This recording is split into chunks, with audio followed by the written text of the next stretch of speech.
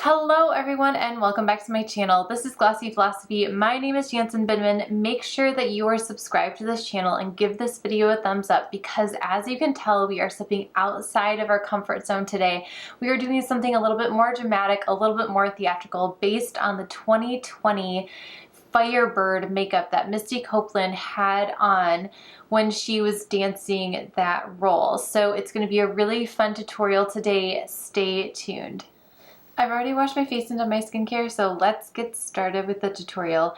As always, we first want to neutralize the face, so I'm going in with my NARS Tinted Smudge Proof eyeshadow base, and then I'll go in with my Bobbi Brown Corrector.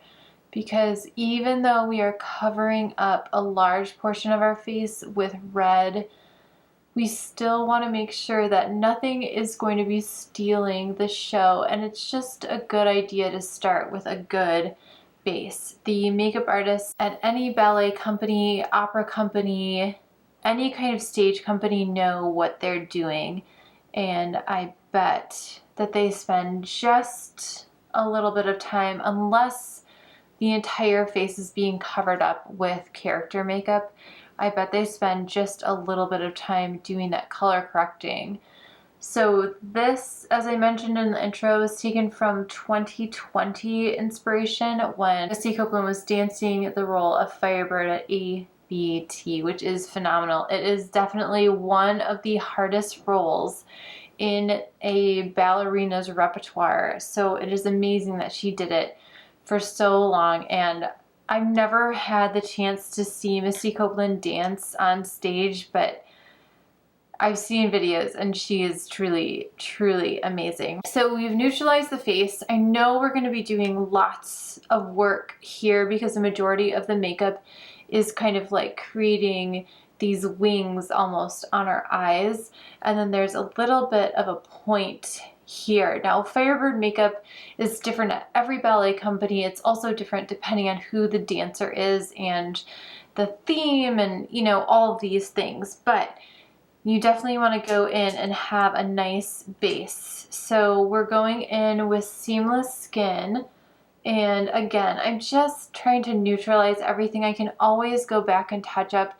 I don't want to spend a ton of time on this because I do want to get to the fun part of creating Firebird on the face. But if I don't get an initial base down first, then it could become a little bit tricky kind of going around all the creativity that's happening around the eyes. So at least this way, not only am I giving like my correctors just a moment to sink in and also my skincare to sink in, I'm also just giving myself a chance to re-remember my face and my bone structure and allowing myself to take just a moment and look at the mirror, which is off camera, and just start kind of plotting out, visualizing that Firebird on my face. If I were to go straight in and then try to do complexion afterward, it could, like I said, get a little bit messy. So I'm just putting down really, really light layers as usual, but I'm probably going to go back and touch it up just a little bit. Now, Misty Copeland's 2020 Firebird, she had a little bit down here, but most of it is taking up this part of the face. So it's kind of from her eyelid up and not so much down here. So I'm just going to put a little bit of concealer with my finger, working a lot with my fingers as much as I can, again, so I can just really kind of put this down quickly and get into the actual Firebird makeup. A few weeks ago, I did a video on how to do a great base. So if you feel like this is being rushed a little bit, it is. But if you feel like you need a refresher on how to do your base really, really well, then that is a great video to watch. It's from a few weeks ago, just talking about everything: concealer, foundation, blush, and a little bit of bronzer. Now, the interesting thing about the sculpting that's happening with Firebird is that it's not going to be with bronzer. However, I might put down just a little bit just to make my life easier. I don't have traditional stage makeup. I don't even have traditional face painting makeup. We are going to be doing something that I would not recommend for stage, which is using a lipstick for the red of the Firebird. Now, lipstick on the face is going to stain, so this is a very quick put it on, wash it off. It has a high pigment level and it doesn't wash off super easy. I'm definitely going to be using a little bit of olive oil and all of the oils I can find to get that red pigment off of my face. If I was doing this for stage, I would absolutely go and purchase some red body paint. But my local store was totally out because we were getting very close to Valentine's Day, and wouldn't you know, people like to paint their face red for some reason for Valentine's Day, so it was totally gone, and I thought, well, I have Palazzo, so that's what we're going with. Okay, I have the initial base down, feeling good about that. I'm just gonna do a quick tight line with my Satin Kajal. Just get into those roots. And I'm probably gonna do the base of my lid as well. It is a very fierce eye, and I believe they close down the waterline, which is what you say when you put something darker in that lower waterline, because it feels like you're almost closing down that eye. And I'm just taking my finger really, really lightly, just pushing that really lightly into that lash line. Another thing about doing your complexion right away is that it does make it a lot easier to kind of move any of these emollient products around, like the Satin Kajal or any of the lipstick that you're going to be putting down, or the body paint and things like that, because it has something to grip onto besides your skin, which is really nice. Now, I think what I'm going to do first is I'm going to do the triangle. So I want the tip of that to line up with the center of my nose. So the smart thing to do would be to etch it out first. So that's exactly what I'm going to do. You could even use some tape to really make that nice and crisp, but we're just gonna go for it. So I'm gonna find that center of my face.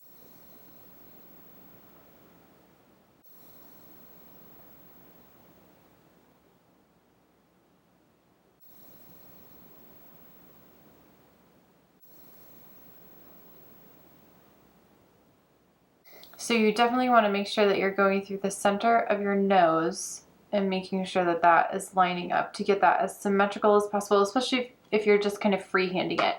Now on the inside, it's just all red. So that's exactly what we are going to be doing. And I think my best option is going to be using the 203 to help blend that out. But right now I'm just going to go in with Palazzo.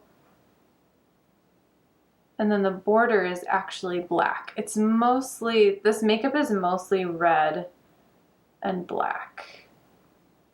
So just drawing that in and then taking my 203, bringing that up into the hairline, because they definitely brought it all the way up. And then I can kind of play with the saturation a little bit if I need to. Kind of amp that up with another coat. From the picture, it looks like there's a little bit of like a gradation from the red going into the black sometimes. So we'll see what we can do with the makeup that we have.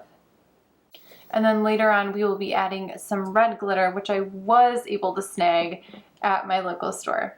So that's looking really good to me. Before I add in any black that's happening, I want to make sure that I get the rest of the look down. Now on her lid, she has a very light lid. I'm going to use Cressida from ELDRIDGE all over my lid, and I'm just going to get that down so I don't accidentally end up doing red over the lid.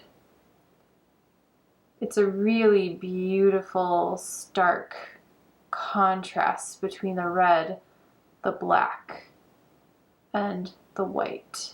Now they do end up bringing the white out just a little bit.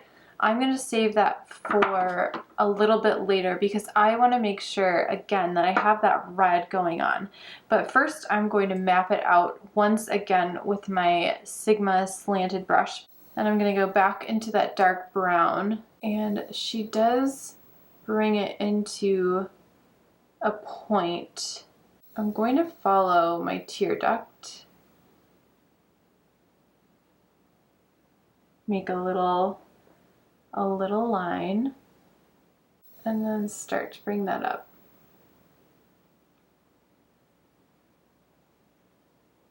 You can clean up with Q-tips. You can clean up with concealer. And then this also just goes right into that hairline. And this is all in black, so it really is a good idea to just kind of map it out. Now the tricky thing is going to be to get it right on the other side, so.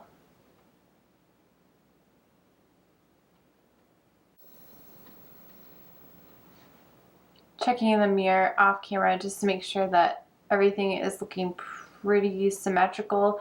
This side's just a little bit off, so we'll see if we can clean that up just a smidge. Now I'm ready to start filling in with the red.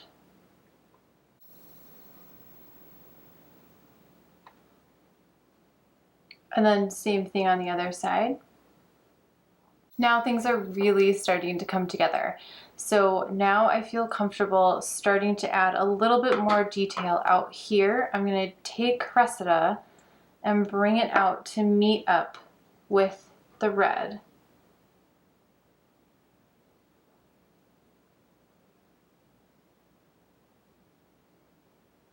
Now we are ready to go in with our liquid liner. First, I'm going to get my wing. And if you're ever feeling a little bit nervous, you can always start on the lid. Follow that lower lash line, because it's all about angles. And then now it's time to go over the brown that we did before. So just nice and steady. You can even make it a little thicker up here, just so that it reads a little bit better in the audience. Then go back in with the red if you need to, just to pop it a little bit more. Okay, before we do the glitter, we're going to do our lip.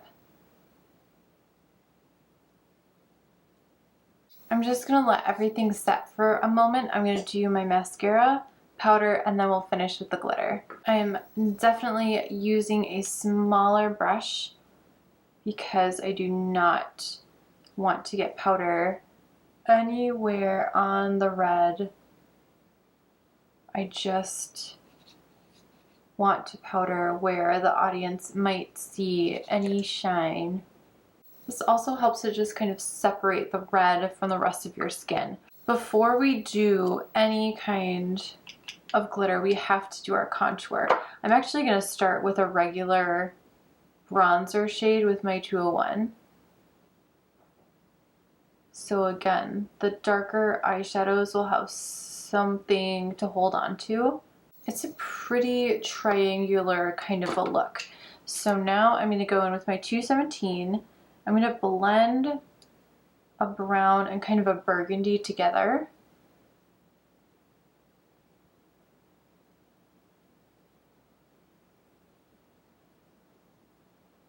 Then I'm going to clean it up with my powder brush. Just kind of soften it up a little bit. I want the audience to be able to see my cheeks, but I don't want it to look like I have a sideburn. So I'm just softening that up. And then I can always go back in with a little concealer, sharpen that up, go in with something smaller, and just help clean that up a little bit. The final part of the tutorial is to add on some kind of a glitter. So all I did was take my 203, dip into this gel-based glitter, and just gently place that on top of the red. You want to make sure that you have a nice conversation with whoever is in charge of the look, and make sure you don't over glitter and make sure that you don't under glitter. But as you can see, as I turn my head, it just adds an extra element that makes this look pop even more for the audience. So that is the finished look. Thank you guys so much for watching this Firebird inspired makeup tutorial. I think it's really fun to step outside of our boxes sometimes and do something a little bit crazy, a little bit different, and just kind of explore creativity and our makeup in general. I do fashion videos every Wednesday, beauty videos every Friday. Make sure that you are subscribed and give this video a thumbs up, and I will see you very soon in the next one. Bye!